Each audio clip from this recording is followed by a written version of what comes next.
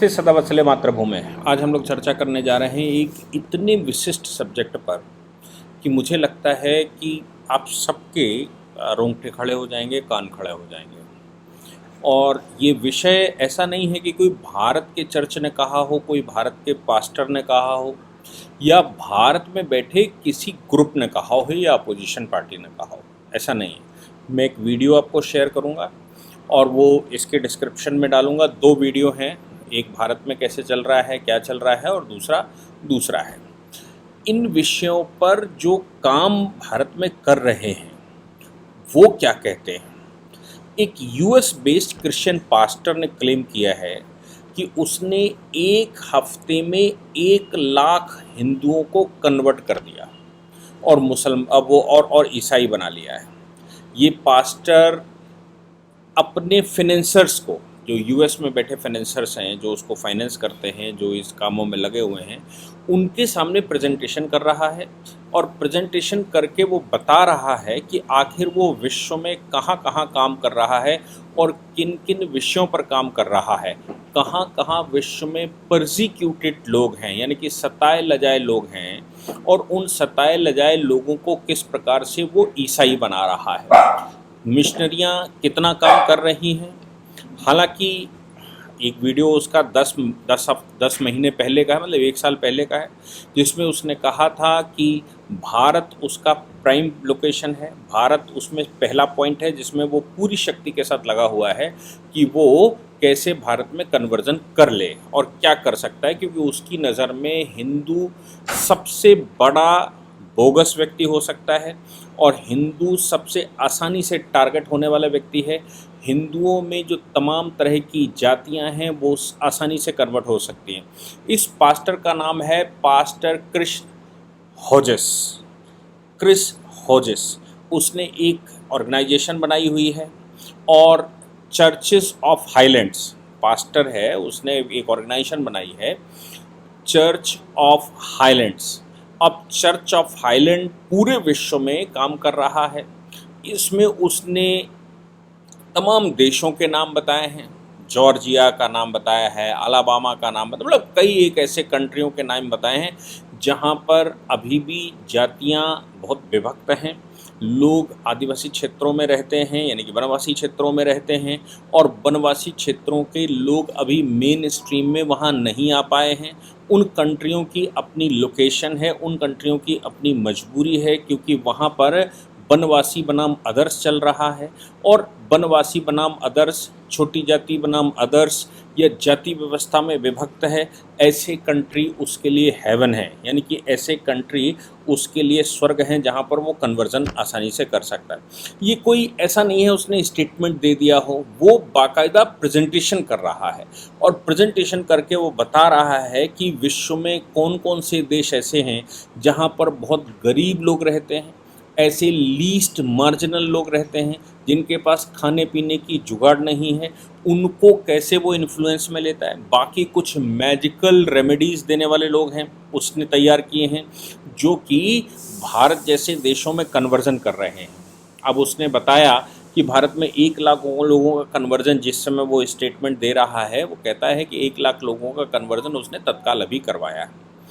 वो ये कह रहा है कि एक महिला उसको मिल गई है, एक महिला का नाम उसने दिवाकर करके किसी महिला का नाम बताया है, कहा है उसकी दोनों किडनियां फेल थीं, और हमारे जो उनके कन्वर्जन करने वाले लोग हैं जिनको वो ट्रेंड करता है, जिनको वो ट्रेंड करके मैजिकल रेमेडीज़ दिखाता है, यानी कि वो नाटकबाजी करता है, वो उसने उसको सही कर दिया और ऑन कैमरे पर सही किया है, जिसकी वजह से लाखों लोग कन्वर्ट हो जाते हैं।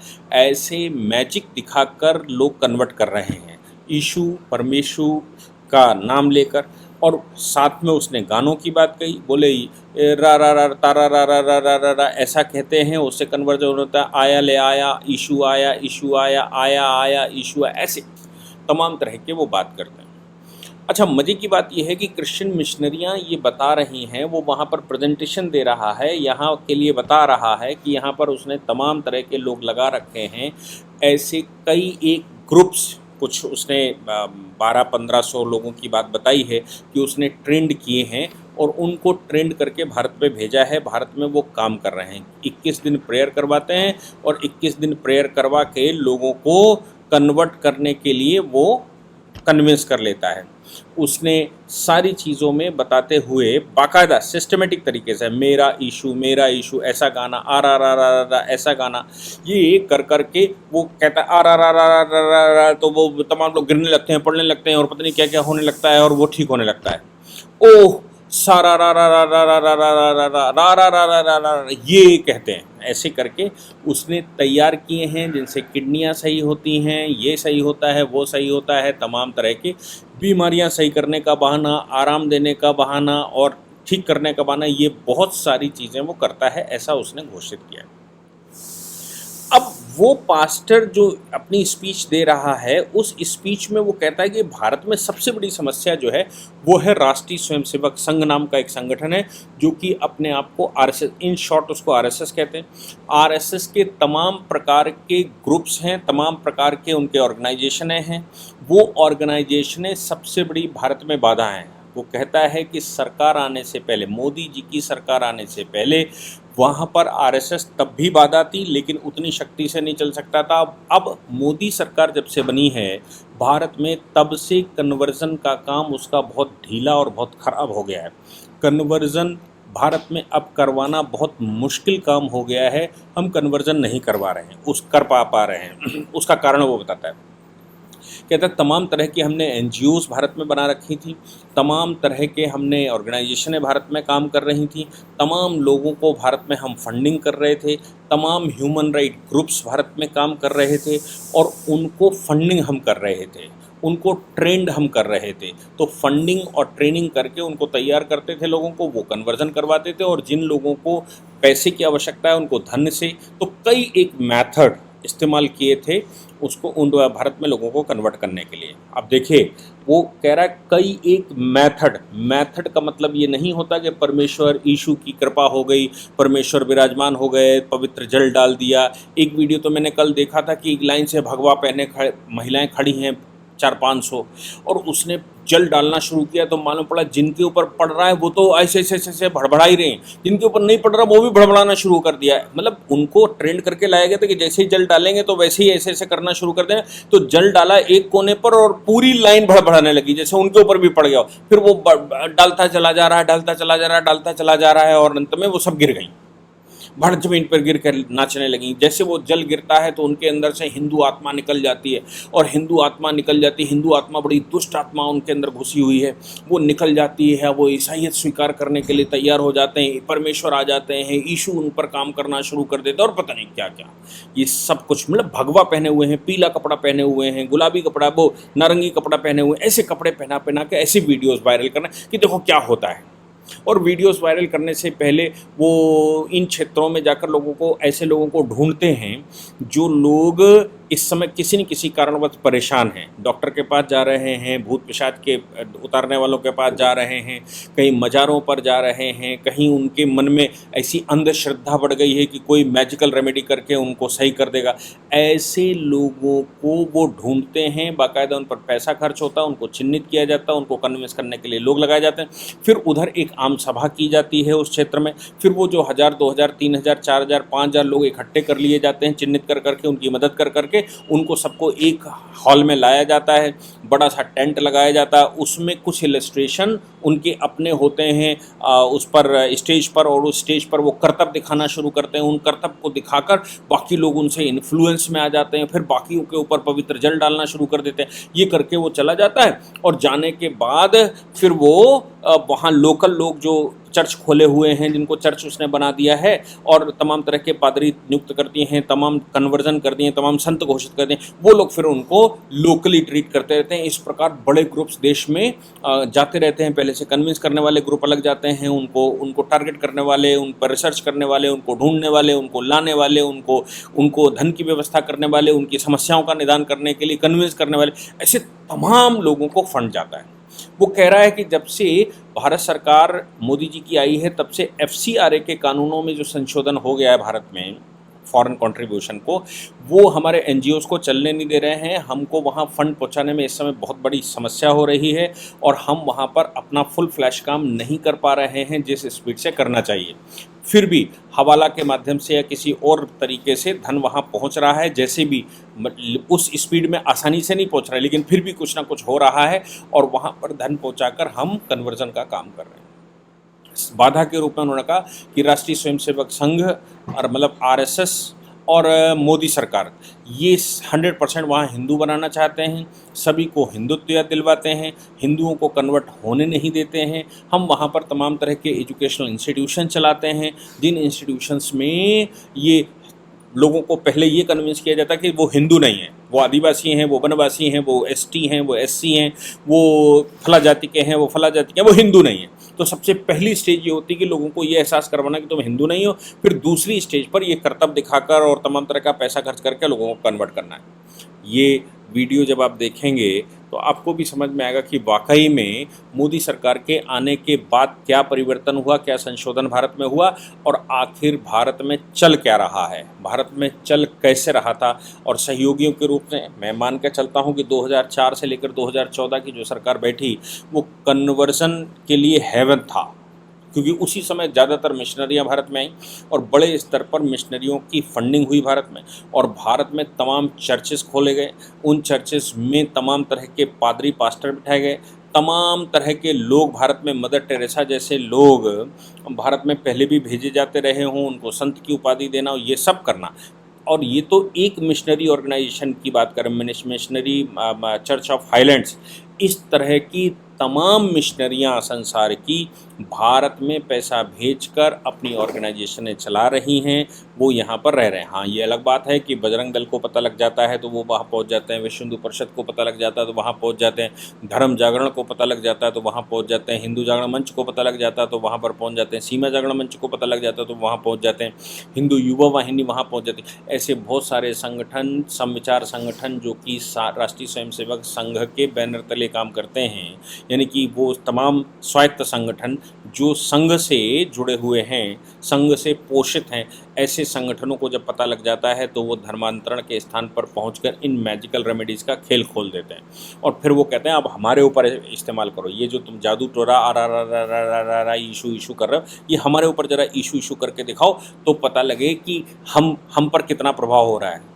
ऐसे जब पहुंचते हैं तो फिर वो खेल ख़त्म हो जाते हैं। तो उन वजहों से इनका कहना है कि राष्ट्रीय स्वयंसेवक संघ और उनसे जुड़े हुए संगठन और या फिर भारतीय जनता पार्टी की जो सरकारें आ गई हैं वो विचारधारा हमको कन्वर्जन नहीं करने दे रही है। चर्चेज जहाँ पर बिना किसी परमिशन के खोले जाते हैं वहाँ पर भी अनुमति की बात आ जाती है। अभी कानपुर देहात में एक बड़ा केस आ गया था जिसमें कि वो एक चर्च बन रहा था जो इलीगल था, बाद में डिस्ट्रिक्ट मजिस्ट्रेट ने बुलडोजर लगाकर वहाँ गिरवाया क्योंकि वो चर्च इलीगली कंस्ट्रक्ट हो रहा था। अब आप सोचिए कि इस तरह के चर्च या दुकानें खोलकर वो किस प्रकार से कन्वर्जन करने का प्रयास कर रहे हैं। हालांकि मेरा मानना ये है कि जो कानून भारत में थे, भारत में चर्चों के पास जो ज़मीन है, कैथोलिक चर्चों के पास जो ज़मीन है वो सारी राज्य संपत्तियां हैं, क्योंकि उस समय लीज़ करके दी गई थी, उनकी सबकी लगभग लीज़ें समाप्त हो चुकी हैं। अब वो ज़मीनें भारत सरकार की ज़मीनें। दूसरा, जो चर्चेस ऑफ इंडिया एक्ट 1927 बना था वो भी 1948 में ख़त्म कर दिया गया था और उसकी पूरी बागडोर भारत सरकार को दे दी गई थी। 1968 में भारत सरकार की होम मिनिस्ट्री ने एक डायरेक्शन जारी किया था राज्यों को और उस डायरेक्शन में कहा था कि चर्च में बैठी ऑर्गेनाइजेशन प्राइवेट हो सकती है, लेकिन भूमियों का आपका अपना मानना है तो आप उन भूमियों के विषय में इन्वेस्टिगेशन कर लीजिए। अगर भूमि आपकी है तो हम भूमि आपकी है, वो अपनी ऑर्गेनाइजेशन मर्जी हो वहाँ ले जाएं। भारत में किसी सरकार ने उस पर काम नहीं किया आज तक। शायद एक आध सरकार, जैसे योगी जी ने कुछ लोगों को जेल में भेज दिया था, पीटर बलदेव नाम का व्यक्ति जो गोरखपुर में भी चर्च चला रहा था और तमाम चर्चों की ज़मीनें बेच रहा था, 10,000 करोड़ का एलिगेशन उसके ऊपर लगाया गया था, तो वो उत्तर प्रदेश में उसके खिलाफ मुकदमा हो गया। लेकिन नॉर्थर्न चर्च ऑफ इंडिया यानी कि church of north India, church of south India, Indian churches association, church of England in India, Pakistan, Bangladesh, Burma और म्यांमार, ये तमाम तरह के चर्च और तमाम तरह के चर्चेज ऑर्गेनाइजेशन यहाँ पर काम कर रहे हैं। इनको तमाम तरह की विदेशी फंडिंग तमाम नामों से आती है, ह्यूमन राइट के नाम से आती है, मदद करने के नाम से आती है, इनके उत्थान के नाम से आती है, इनके ट्रेनिंग के नाम से आती है, गरीब कल्याण योजनाओं के नाम से तमाम तरह की फंडिंग आती है। और ये पूरी की पूरी फंडिंग भारत में कन्वर्जन के पर्पज से इस्तेमाल होती है। ये चरितार्थ इलस्ट्रेशन है। और ये जो पास्टर है, इसका बयान उन सभी एलिगेशंस को जो कि राष्ट्रीय स्वयंसेवक संघ या हिंदू संगठन क्लेम कर रहे थे, समय समय पर उनको अपास्त कर रहे थे, समय समय पर उनको काम नहीं करने दे रहे थे, उनके खिलाफ मुकदमेबाजी भी हो रही थी, तो ये पास्टर का स्टेटमेंट अपने आप में सब कुछ क्लैरिफाई कर रहा है कि वाकई में ये लोग भारत को कैसे क्रिश्चियन राष्ट्र बनाना चाहते हैं। आप देख ही रहे हैं कुकी और मैथी का चक्कर, वो सिर्फ क्रिश्चियनों की वजह से ही है।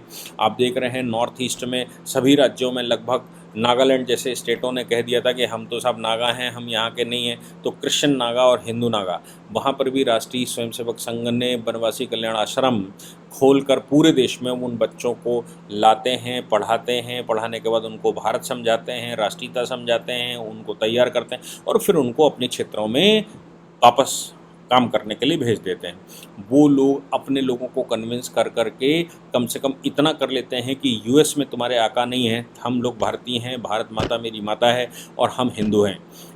उसका परिणाम जो संघ लगातार लंबे समय से 60-70 साल से कर रहा है, उसका परिणाम अब नॉर्थ ईस्ट में दिखना शुरू हुआ है। लेकिन फिर भी आप कुकी को देख रहे हैं जो म्यांमार से आया, उन कुकियों या थाईलैंड से आया, उन कुकियों ने क्या आतंक मणिपुर में मचा कर रखा है, वो देखने लायक है। और ये कन्वर्जन का ही परिणाम है। और कन्वर्जन के लिए पास्टर बयान दे रहा है, उस बयान को संज्ञान लेने की आवश्यकता है। और मुझे लगता है भारत में अब कन्वर्जन के नाम से कानून बने तो हैं, लेकिन कंप्लीट रिस्ट्रिक्शन के नाम से भी कानून बनाने पड़ेंगे। जनता को जागरूक होना पड़ेगा और जागरूक होने के बाद ही इस पर कुछ बड़ा कार्य हो सकता है। नहीं तो वो कहता है 1 हफ्ते में हमने, पिछले जिस समय उसका स्टेटमेंट आ रहा, कह रहे 1 हफ्ते में हमने 1 लाख लोगों को कन्वर्ट करवाया है, जबकि मोदी सरकार करने नहीं दे रही है। देश की जो बीजेपी की सरकारें हैं, राष्ट्रीय स्वयंसेवक संघ जहाँ पर स्ट्रांग है, जहाँ पर बहुत सारा उनका स्ट्रक्चरल बना हुआ है, वहाँ पर हम काम नहीं कर पा रहे हैं। FCRA के कानून बने हुए हैं, उनकी वजह से हम काम नहीं कर पा रहे हैं, पैसा नहीं भेज पा रहे हैं। इसके बावजूद वो कहता है कि मैजिकल रेमेडीज़ मैजिक दिखा दिखाकर हमने 1 लाख लोगों को कन्वर्ट किया है। अब वो 1 लाख लोग वाकई में कन्वर्ट हो गए हैं या फिर प्रोटो क्रिश्चियन हैं, ये तो क्रिप्टो क्रिश्चियन है, ये बाद में पता लगेगा। क्योंकि उनका जो फिलॉसफी रहती है वो ये कहते हैं कि जो हमारी सभा में आ गया उसको हम कन्वर्ट कर ही लेंगे, आज नहीं हुआ तो कल कर लेंगे, इसलिए उसको वो क्रिप्टो क्रिश्चियन कहने लगते हैं। कहते हैं टूवर्ड्स द क्रिश्चियनिटी। अब क्रिश्चियनिटी 10-5 सभाओं में मेरी आएगा, फिर हम इनको सब उसके घर से गीता, रामायण, महाभारत, भागवत सब फेंकवा देंगे, धीरे धीरे भगवान की तस्वीरें हटवा देंगे, वहाँ मदर मैरी लगवा देंगे, वहाँ पर ईसा मसीह टंगवा देंगे, और ईसा मसीह जहाँ टंग जाएंगे फिर वो घर क्रिश्चियन घर हो गया। लेकिन अभी स्टार्टिंग में जो अपना पेट का दर्द सही करवाने आया, जो सर का दर्द सही करवाने आया, जो पवित्र जल लेने आया, जो अपने भाग्य बदलने आया, वो सब आ गया उनके कार्यक्रम में, तो उसको ईसाई वो मान लेते हैं। यही कारण होगा कि वो 1 लाख लोगों की जो बात कर रहा है, जो उसकी सभाओं में आ गए, तो 1 लाख लोग अभी अगर भारत जागरूक हो जाए तो ये इनकी सभाओं में जाने के बावजूद लोग अपने आप को हिंदू ही कहते हैं और उनको सही से पोषण की आवश्यकता है। भारत में अब मुझे लगता है जो वो पॉलिसी बता रहा है परसिक्यूशन की, उससे अब लगता है भारत में एक सुर में डिक्लेयर कर देना चाहिए, भारत अब केवल हिंदू राष्ट्र है, यहाँ कोई जाति व्यवस्था नहीं है। भारत में ब्राह्मण से लेकर और वाल्मीकि तक सभी जातियां खत्म की जाती हैं, एक सिरे से खत्म की जाती हैं। कोई सरकारी रिकॉर्ड अब जातियों से भरा हुआ नहीं होगा। भारत जाति विहीन हो गया। कन्वर्जन के उद्देश्य से ये जो किया जा रहा है जाति का, वो समझाकर, मुझे लगता है उस पर बहुत बड़ी लगाम लगाई जा सकती है। कैसे होगा, कौन करेगा, कब करेगा, ये तो समय बताएगा। लेकिन ये पास्टर का बयान अपने आप में कुछ कह रहा है। जय हिंद, जय भारत, वंदे मातरम।